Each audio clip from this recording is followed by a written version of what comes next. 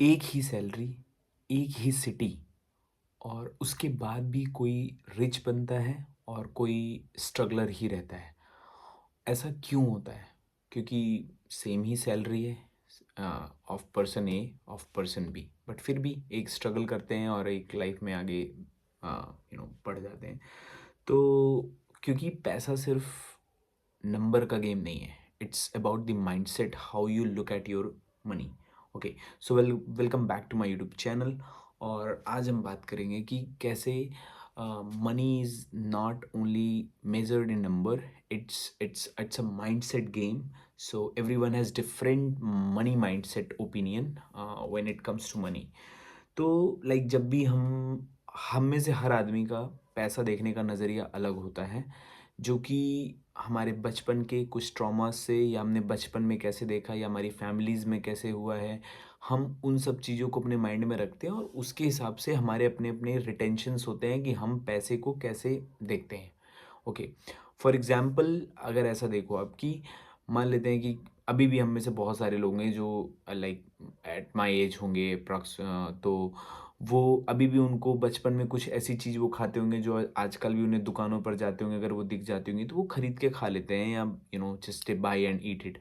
तो it's just because कि हमारा बचपन का जो मेमोरी है वो हमें ट्रिगर करता है, और वो उसी उसी वे में हम देखते हैं। हमारे फैमिलीज़ के बिलीफ हैं।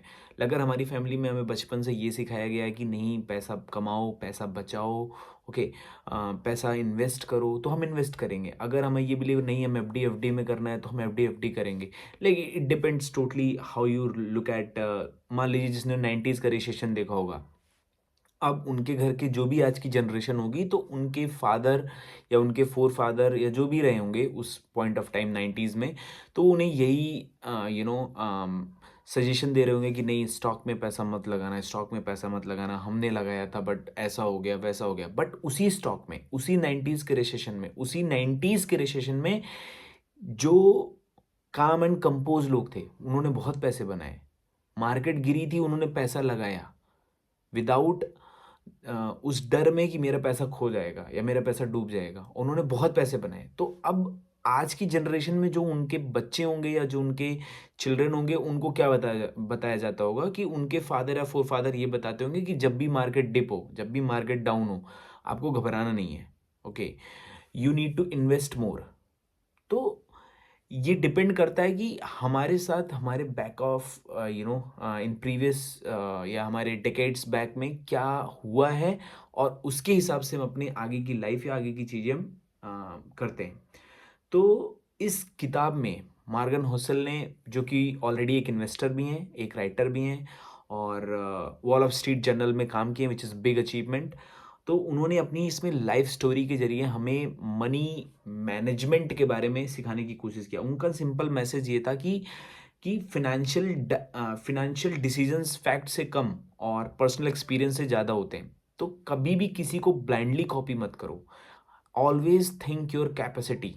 अगर किसी के पास 10 लाख रुपए स्टॉक मार्केट में डालने को है, तो वो डाल देगा। उसको फर्क नहीं पड़ता है कि अगर कल को उसका 10 लाख रुपए डूब भी जाए। ओके, बट अगर आपके पास 10 लाख रुपए नहीं है, तो इट डजेंट मीन आप उसका देख के, आप उसकी नकल करके आप 10 लाख रुपए अपने स्टॉक मार्केट में डालो, जस्ट टू कि मेरे पास भी पैसा है और मैंने भी डाल दिया। उसकी कैपेसिटी है। अगर उसके 10 डूब भी गए तो उसको फर्क नहीं पड़ता है, बट क्या अगर आपका डूब जाएगा तो इट विल यू नो आपको बहुत इफेक्ट करेगा वो। क्योंकि आपने उधार लिया है किसी से रेंट लिया है, किसी से लोन पर लिया है, या वट एवर इंटरेस्ट पर लिया है, तो वो आपको इफेक्ट करेगा। तो हमेशा किसी को ब्लाइंडली फॉलो मत करो, क्योंकि पैसा बनाने का कोई सटीक और स्ट्रैटेजिक रूल नहीं है। It's all about luck, it's all about timing. किसी का किसी टाइम पर हो जाता है और वो पैसा बना ले जाता है। ओके, तो किसी को ब्लाइंडली फॉलो मत करो। Always go with your experience, with your thoughts, with your knowledge. Blindly follow करने की किसी की ज़रूरत नहीं है कि कोई आपको, आपका दोस्त है या आपके अंकल हैं या आपके घर कोई आया है, वो आपको बता रहा है कि ऐसे कर दो इसमें पैसा बन जाएगा, उसमें कर दो तो वैसा पैसा बन जाएगा, ये स्टॉक ले लो इसमें पैसा बन जाएगा। No, don't follow that. आप अपने पर्सनल एक्सपीरियंस, अपने जो आपने लाइफ में आज तक सीखा है उसमें रहकर आप करो। अगर आपको रिस्क लेना भी है तो आपका जो सम अमाउंट है, लाइक अगर आपका अमाउंट 10 लाख है तो आप उसमें से 1 लाख का रिस्क लो, 1.5 लाख का, 2 लाख का risk low, not of the 10 lakhs of the money. Okay, इसीलिए किसी के मनी में सबसे बड़ा मिस्टेक है कि खुद को किसी और से कंपेयर करना।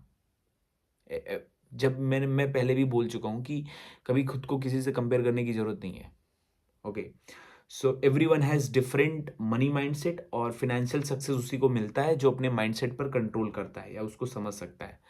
तो अगर आपको ऐसे ही और फिनेंशियल लेसन्स समझने हैं, सीखने हैं मेरे साथ, तो please subscribe to my channel. मिलते हैं नेक्स्ट वीडियो में। राम राम।